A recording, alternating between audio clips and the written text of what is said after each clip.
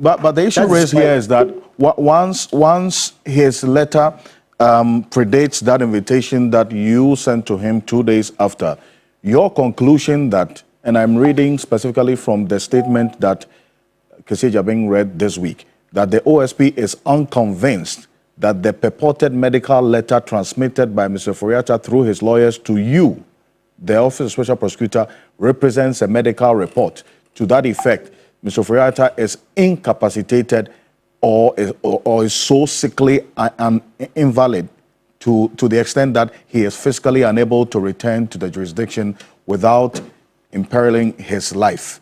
And you're saying that no serious law enforcement agency would be convinced that the purported medical letter that you got stops it from demanding the physical appearance of Ken Ofori-Atta before it describes the circumstances. Why that conclusion? I think it's exactly what I just said. I've said that unless you are telling us that, so your doctor can write a letter to us, but if your doctor does not tell us that your condition is such that you cannot even sit on a plane. For instance, if you sit on a plane to Ghana, you're going to die, or that you cannot even spend 30 minutes on a plane, or you cannot travel. That's what we are saying, that such reasons have not been provided. I see. It will just that Mr. Ofori-Atta is able to travel. But because him coming down to Ghana may inconvenience his already planned medical trip, maybe that's the reason why he doesn't want. And we are saying that that is immaterial. Because when your presence, and people have said that Mr. Ofori-Atta was in Ghana and blah, blah. Nobody knows Mr. Ofori-Atta was in Ghana. You do not know whether he has been going in and out of Ghana for treatment.